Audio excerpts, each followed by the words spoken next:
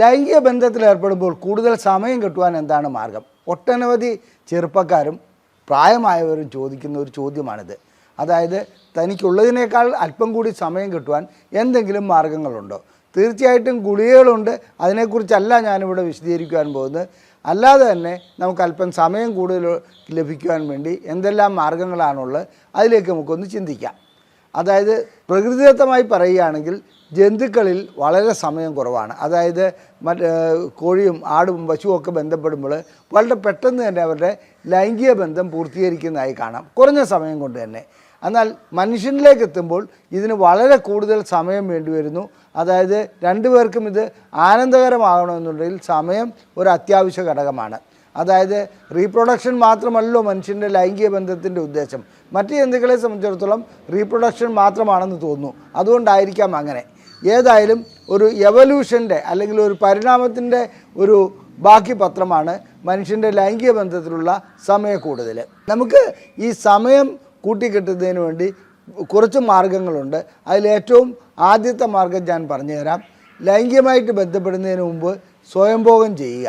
സ്വയംഭോഗം ചെയ്യുകയാണെങ്കിൽ ആ സ്വയംഭോഗം ചെയ്യുന്നതോടുകൂടി നമ്മൾ അമൂർത്തൻ്റെ അവസ്ഥയിലേക്ക് എത്തുമ്പോൾ, അതായത് ശുക്ലം പുറത്തേക്ക് വരുമെന്ന് തോന്നുന്ന അവസ്ഥയിൽ ആ സ്വയംഭോഗം നിർത്തിവെക്കുക. എല്ലാ സ്റ്റിമുലേഷനും നിർത്തിവെക്കുക. അല്പം കഴിഞ്ഞിട്ട് വീണ്ടും ആരംഭിക്കുക. ഇങ്ങനെ വരുമ്പോൾ നമ്മുടെ തലച്ചോറിൽ ഈ സിഗ്നൽ എത്തുകയും ഇജാക്കുലേഷൻ ചെയ്യുന്നതിനുള്ള, അതായത് ഇജാക്കുലേഷൻ ആ സിഗ്നൽ വരാതിരിക്കുകയും ചെയ്യുന്നു. അപ്പോൾ ഇത് പല ആവർത്തി ചെയ്യപ്പെടുമ്പോൾ തീർച്ചയായിട്ടും അല്പം കൂടി സമയം കൂടുതൽ ലഭിക്കുന്നതായി കാണാം. എല്ലാവരിലും ഇത് പ്രാവർത്തികമല്ല. അതിൻ്റെ കാരണം സ്വയംഭോഗം ചെയ്ത് തുടങ്ങുമ്പോൾ തന്നെ ചിലർക്ക് ശുക്ലം പുറത്തേക്ക് വരാറുണ്ട്. അതുപോലെ തന്നെ അതിനെത്തുന്ന ആ ഒരു അവസ്ഥയിലേക്ക് എത്തുമ്പോൾ തന്നെ, എത്തുന്നതിന് മുമ്പ് തന്നെ ചിലർക്ക് ശുക്ലം പുറത്തേക്ക് പോകാറുണ്ട്. അങ്ങനെയുള്ള വ്യക്തികളെ സംബന്ധിച്ചിടത്തോളം ഈ മെത്തേഡ് ആവിഷ്കരിക്കുവാൻ കഴിയില്ല. അവരിതിൽ പരാജയപ്പെടുകയുള്ളൂ. ഇനി സമയം കൂടുതൽ കിട്ടുന്നതിന് മറ്റൊരു മാർഗം പറഞ്ഞു തരാം. അതായത് ലൈംഗികമായി ബന്ധപ്പെടുന്നതിന് മുമ്പ്, ഇണയുമായി ബന്ധപ്പെടുന്നതിന് മുമ്പ് ഒന്ന് സ്വയംഭോഗം ചെയ്യുക, അത് പൂർത്തീകരിക്കുക. അങ്ങനെ വരുമ്പോൾ രണ്ടാമത് ലൈംഗികമായി ബന്ധപ്പെടുമ്പോൾ സമയം കൂടുതലായി കിട്ടുന്നതായി കാണാം. ഇത് പലരും പ്രാവർത്തികമായി അനുവർത്തിച്ചു വരുന്ന ഒരു സമ്പ്രദായമാണ്. അതായത് ആദ്യം ഒന്ന് ലൈംഗികമായി ബന്ധപ്പെടുക, അതിനുശേഷം രണ്ടാമത് ബന്ധപ്പെടുമ്പോൾ സമയം കൂടുതലായി കിട്ടുന്നുവെന്ന് പലരും പറയാറുണ്ട്.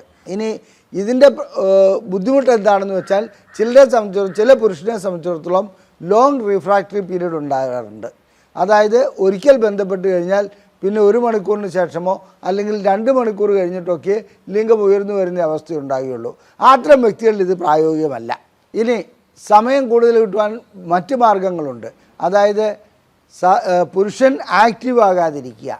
വുമൺ ഓൺ ടോപ്പ് പൊസിഷൻ അല്ലെങ്കിൽ കൗഗേൾ പൊസിഷൻ എന്നൊക്കെ പറയുന്നത് അത്തരമൊരു പൊസിഷനിൽ സ്ത്രീ ആയിരിക്കും മുഖ്യമായ പങ്ക് വഹിക്കുന്നത്. അങ്ങനെ സ്ത്രീ പങ്ക് വഹിക്കുമ്പോൾ പുരുഷന് കൂടുതൽ സമയം ലഭിക്കുന്നതായി കണ്ടിട്ടുണ്ട്. അത് ചിലരെ സംബന്ധിച്ചിടത്തോളം, ചിലരെന്ന് പറഞ്ഞാൽ ഒട്ടുമിക്കവരെ സംബന്ധിച്ചിടത്തോളം അത് പ്രായോഗികമായി നടന്നു വരാറുണ്ട്. എന്നാലും ശീഘ്രസ്ഖലനമുള്ള വ്യക്തികൾക്ക് ഇത് ചില സന്ദർഭങ്ങളിൽ മാത്രമേ പ്രയോജനപ്പെട്ട് കാണാറുള്ളൂ. ഇനി മറ്റൊരു കാര്യം പറയാം.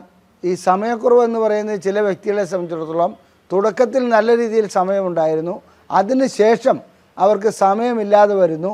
അതിൻ്റെ അർത്ഥം അവർക്ക് ഇറക്ടൈൽ ഡിസ്ഫങ്ഷൻ ആരംഭിച്ചിരിക്കുന്നു എന്നുള്ളതാണ്. അതവർക്ക് മനസ്സിലാക്കാൻ കഴിയില്ല. നല്ല ബലമുണ്ടാവും, പക്ഷേ സമയം മാത്രം കുറഞ്ഞു വരുന്ന ഒരവസ്ഥ. അതിൻ്റെ പിന്നിൽ എന്തെങ്കിലും രോഗങ്ങളുണ്ടാകാം. അത് പ്രമേഹമാകാം, പ്രഷറാകാം, അതുപോലെ തന്നെ സ്ട്രോക്കിൻ്റെ ആരംഭമാകാം, ഈ ഹാർട്ടിൻ്റെ കംപ്ലൈൻ്റ് ആകാം. ഈ രീതിയിലുള്ള എന്തെങ്കിലും അസുഖം അവരറിയാതെ അവരുടെ ഉള്ളിൽ ഉടലെടുത്തിട്ടുണ്ടെങ്കിൽ അതിന് തീർച്ചയായിട്ടും ആ അസുഖങ്ങൾക്ക് ചികിത്സിക്കുകയാണ് വേണ്ടത്. അതല്ലാതെ മറ്റു മാർഗങ്ങളിലേക്ക് പോവുകയല്ല വേണ്ടത്. അപ്പോൾ ഒരു മെഡിക്കൽ ചെക്കപ്പ് നടത്തി തനിക്ക് എന്തെങ്കിലും അസുഖങ്ങളുണ്ടോ എന്നുള്ളത് പരിശോധിച്ചറിയുക. അതിനുശേഷം, അതായത് രണ്ടാമതായി സമയം കുറയുമ്പോഴാണ് ഞാൻ ഈ പറയുന്നത്, അത്തരം വ്യക്തികൾക്ക് ആ അസുഖങ്ങൾക്ക് ചികിത്സ നൽകുകയാണെങ്കിൽ സമയം കൂട്ടിക്കൊണ്ടുവരുവാൻ കഴിയും. ഇനി മറ്റൊരു മാർഗം പെൽവിക് ഫ്ലോർ എക്സസൈസാണ്. അതായത് നമ്മുടെ ലിംഗത്തിനോടും യോനിയോടും ഒക്കെ അനുബന്ധിച്ചുള്ള ആ പ്രദേശത്തിനാണ് പെൽവിക് ഫ്ലോർ എന്ന് പറയുന്നത്. അവിടെയുള്ള മസിലുകൾക്ക് വ്യായാമം നൽകുക. ആ വ്യായാമം നൽകുന്നത് കീഗൽ എക്സസൈസ് പോലെയുള്ള എക്സസൈസാണ്. അതായത് നമ്മുടെ മലദ്വാരത്തെ പെട്ടെന്ന് ചുരുക്കി പിടിക്കുക, റിലാക്സ് ചെയ്യുക, ആ രീതിയിലുള്ള കീഗൽ എക്സസൈസിനെ കുറിച്ച് പല വീഡിയോകളുമുണ്ട്. അത്തരം ഏതെങ്കിലും വീഡിയോ കണ്ടാൽ അത് നിങ്ങൾക്ക് പ്രായോഗികമായി നടത്താവുന്നതേ ഉള്ളൂ. പെൽവിക് ഫ്ലോർ എക്സസൈസ് വഴിക്ക് സമയം കൂടുതൽ ലഭിക്കുമെന്നുള്ള കാര്യത്തിൽ ഒരു തർക്കവുമില്ല.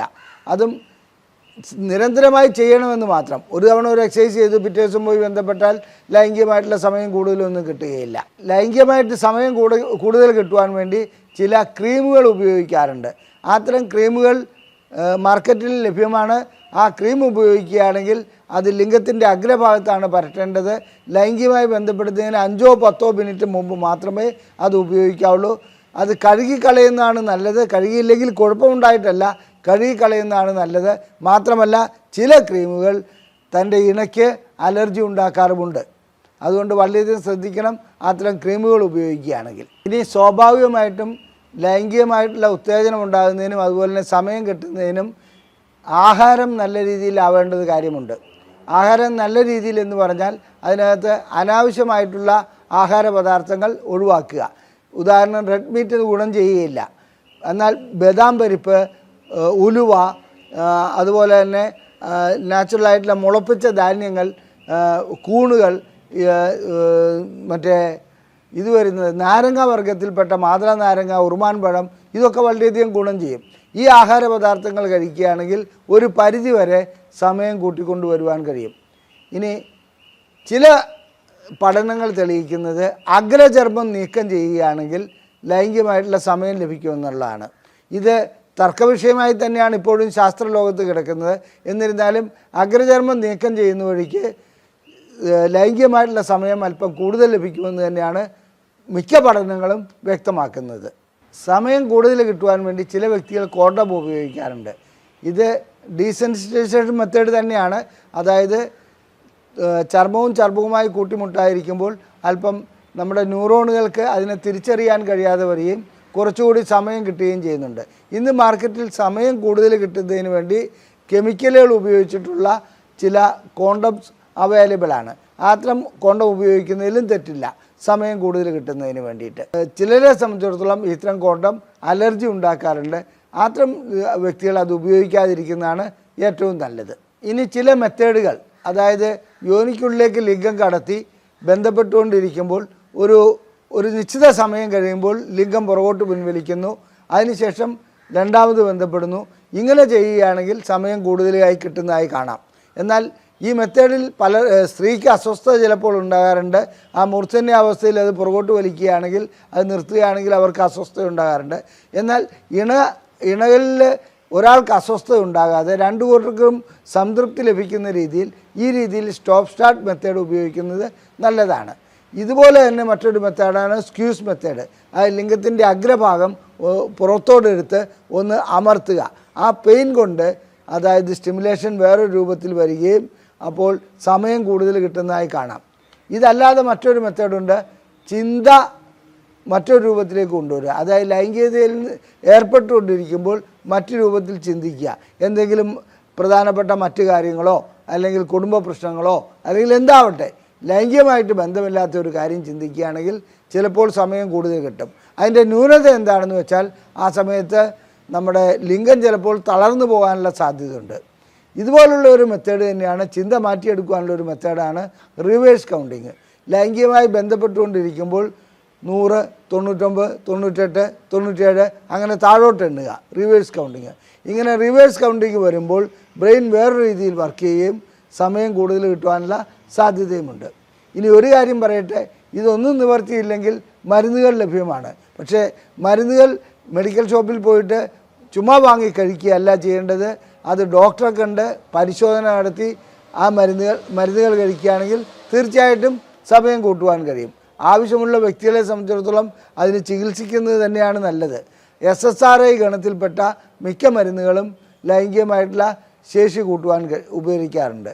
അതേസമയത്ത് കഞ്ചാവ്, അതുപോലെ തന്നെ മദ്യം, ഇതൊക്കെ കഴിച്ചാൽ ചിലർക്ക് സമയം കൂടുതൽ കിട്ടുന്നതായി കാണാം. എന്നിരുന്നാലും അതൊരു ചികിത്സാ മാർഗമായി ഉപയോഗിക്കരുത്, അത് അപകടം പിടിച്ചതാണ്. ലൈംഗികമായിട്ടുള്ള സമയം കൂടുതൽ കിട്ടുവാൻ വേണ്ടി പല മാർഗങ്ങളുണ്ട്. ഈ മാർഗങ്ങളിൽ ഒട്ടനവധി മാർഗങ്ങൾ ഞാൻ പറഞ്ഞു കഴിഞ്ഞു.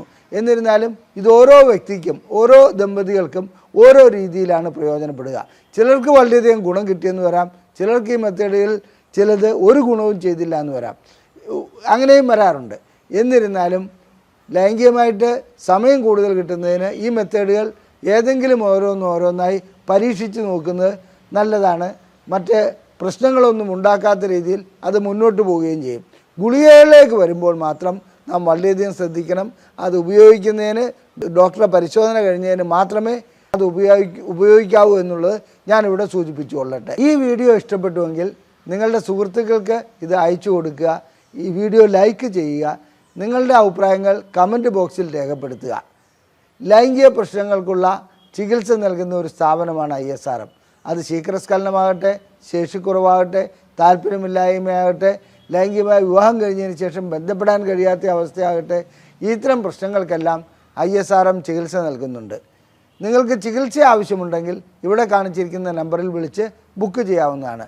അതുകൂടാതെ നിങ്ങൾക്ക് ഞങ്ങളെക്കുറിച്ച് ലൈംഗിക പ്രശ്നങ്ങളെക്കുറിച്ചും ലൈംഗിക പ്രശ്നങ്ങൾക്കുള്ള പരിഹാര മാർഗങ്ങളെക്കുറിച്ചും അറിയുവാനുള്ള ബുക്ക്ലെറ്റുകൾ ഞങ്ങൾ സൗജന്യമായി നൽകുന്നതാണ്. ISRM എന്ന് ഈ നമ്പറിലേക്ക് വാട്സപ്പ് ചെയ്യുകയാണെങ്കിൽ ഇത്തരം പുസ്തകങ്ങൾ ഡിജിറ്റൽ ഫോർമാറ്റിൽ PDF ആയി നിങ്ങൾക്ക് അയച്ചു തരുന്നതാണ്. നന്ദി, നമസ്കാരം.